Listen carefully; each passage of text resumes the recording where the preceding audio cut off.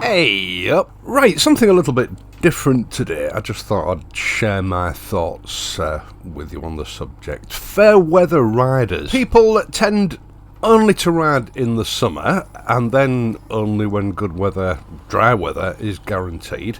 They may go out for the odd ride in winter, you know, a short ride if it's not too cold and it's not raining or snowing. Which means that they're not proper motorcyclists. They're not real men. Unless, of course, the ladies, in which case they're definitely not real men. Although I have met one or two. Anyway, I digress. Now, I don't know whether it's the same in other countries, you know, warmer countries where the weather's generally a lot better than it is here in Blighty.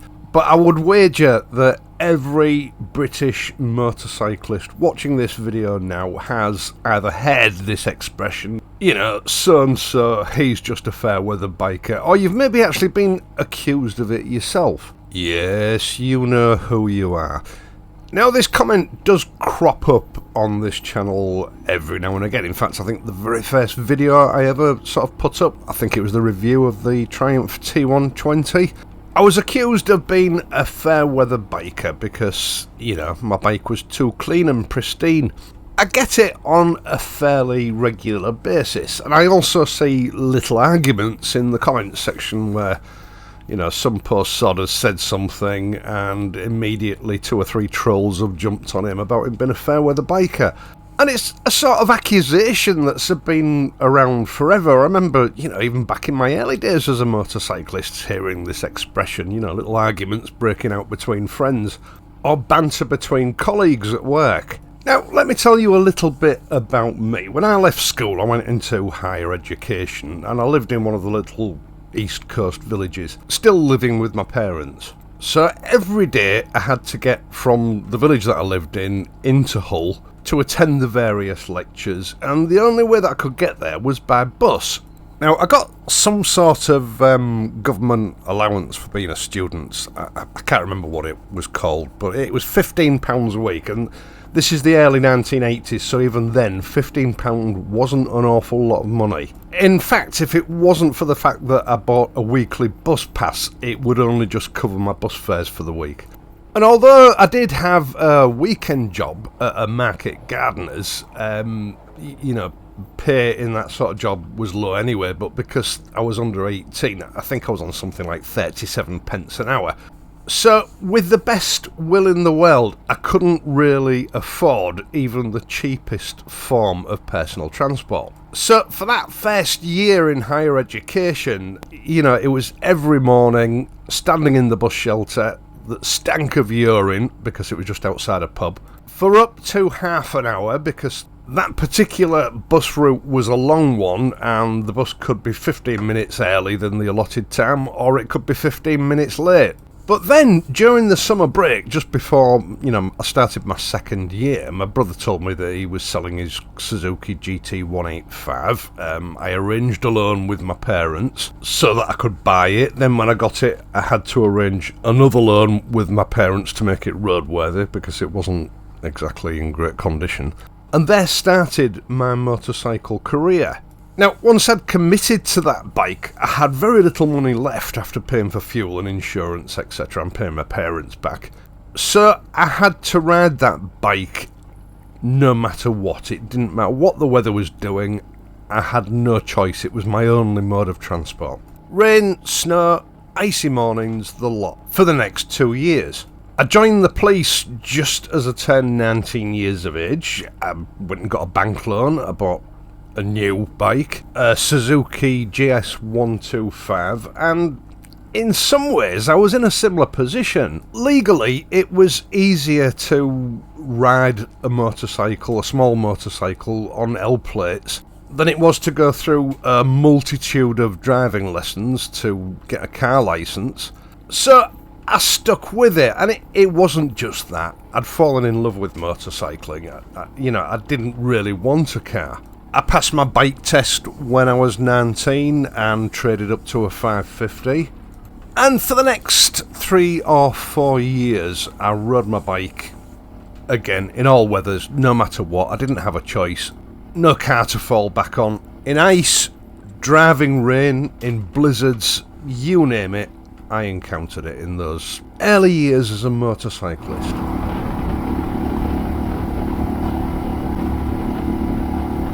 Now, I suspect this is a very familiar story to a lot of the older riders that are watching this video now, especially if they sort of started riding in the 60s or the 70s. It was a rite of passage, although when I started riding in the 80s, motorcycling was at an all-time low, it was dying out. And then there was my time in the police service. Back in the 1980s, the police service was a much more strict and disciplined service than it is now. If you were caught taking the knee or doing the Macarena in public, you'd have been hauled up in front of the chief inspector in those days. And quite right too. A police motorcyclist didn't get to pick and choose when he took a motorcycle out. That was his job, and he did it in all weathers. Granted, in extreme weather, an order might be put out that police motorcycles were grounded until the weather got better, but that was very rare. And throughout this entire period, another thing that you need to consider is that motorcycle clothing was nowhere near as good and advanced as it is now. Thinsular had only just been invented, and it was crap. There was no commercially available motorcycle armour. For the most part, I just rode around in a set of normal clothes with a pair of my dad's old waterproof over-trousers in case it rained. And even in the police, all you had were a set of leathers and a good pair of boots. It wasn't waterproof, there was no armour, and when it got wet, it soaked the rain up like a sponge. And I'll tell you this for nothing, doing an 8-hour shift in a pair of wet leathers in the middle of December or January is not an enjoyable experience. What I'm trying to tell you here is that, like a lot of other people, I've done my time. I've served my motorcycle apprenticeship, if you like. I've rode in bad weather throughout many winters. Not because I enjoyed it, because, to be quite honest, if you enjoy subjecting your body to that sort of extreme treatment, you need to go and see a psychiatrist. I did it because I had to. I had no choice. But now I do have a choice. So, like a lot of other motorcyclists, I choose to ride only when the weather suits me. For a start, I ride mainly in warm, dry weather because, it's more enjoyable. It's a hobby for me now, and I want to enjoy that hobby. And optimum weather equates to optimal enjoyment and pleasure. I remember weather where it was so cold I couldn't operate my clutch and my handbrake. I remember weather that was so cold that when I finally got home or arrived at my destination, my arms and my legs wouldn't work and I couldn't physically get off the bike. It's an experience that I can look back on, but I can't say that I have fond memories of those experiences.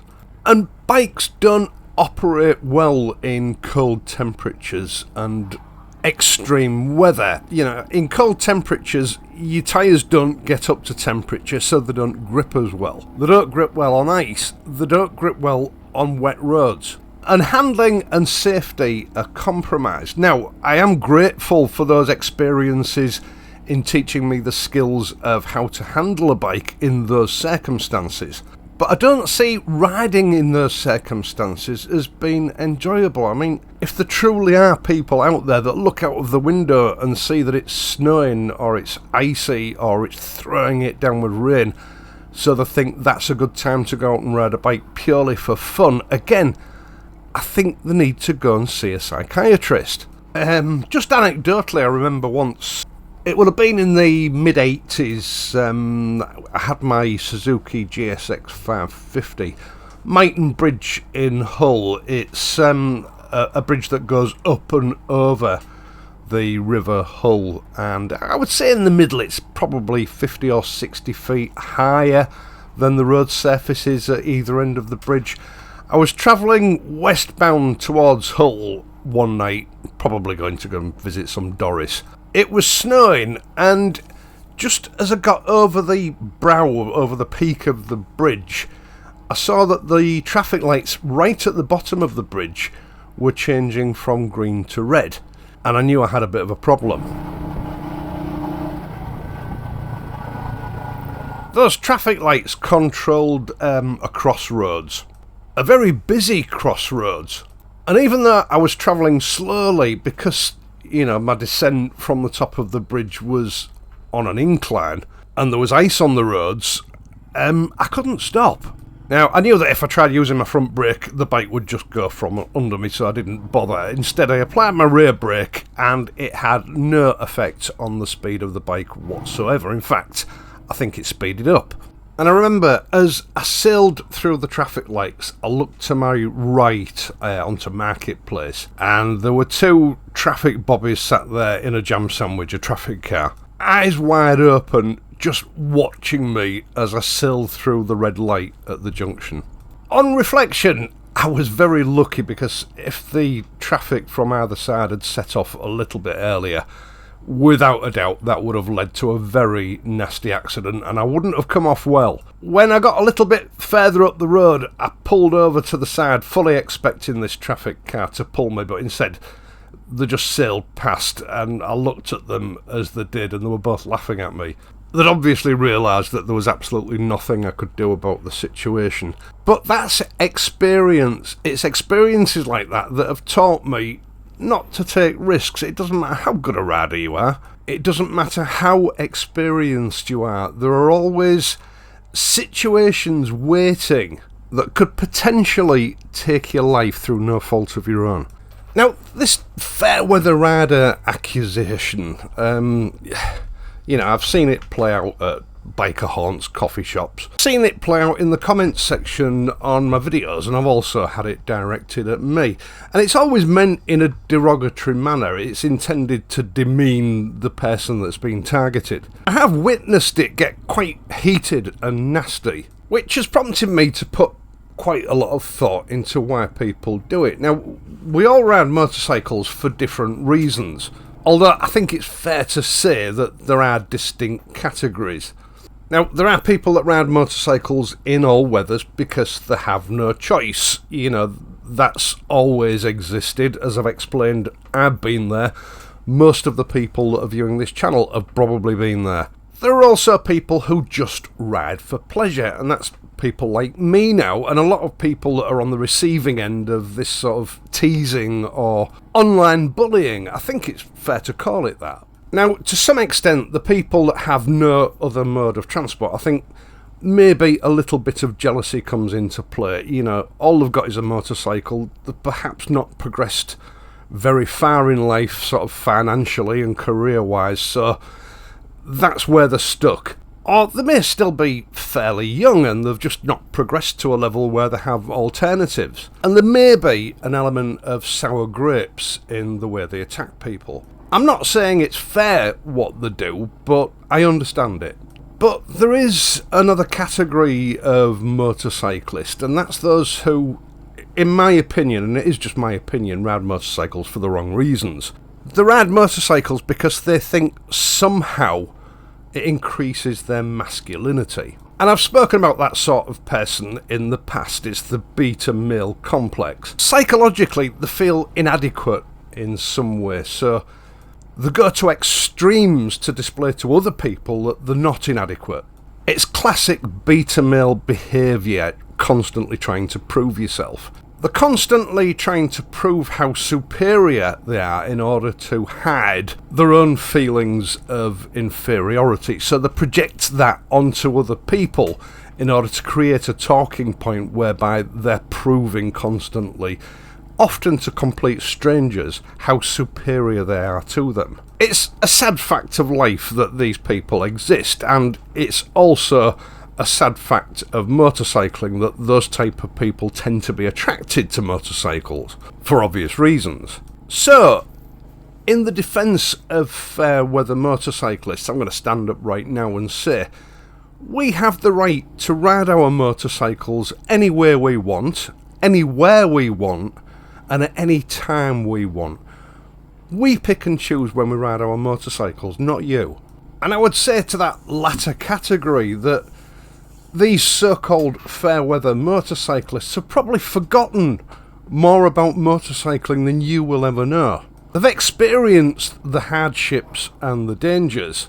They've experienced the discomfort. And they've reached a stage in life where they have nothing to prove to anyone. They've learned from their experiences, which is perhaps something you should try. Or you could just try being nice. You know, we're all in this hobby together. There's no reason why we should be at each other's throats. Right, once again, thank you so much for taking the time to watch this video and my other videos, and in doing so helping to support this channel. I really do appreciate it. I would also appreciate it if you would leave a like if you like this video, and subscribe to the channel if you're not already a subscriber. If you do subscribe, don't forget to hit the notification bell and ensure that your channel settings are set to receive notifications. You can support this channel in other ways via my PayPal account or via the super thanks button down below. Either way, I'm just glad that you came here to watch this video. Right, I will of course be back next week, so until then, please, ride safely, and I'll see you soon.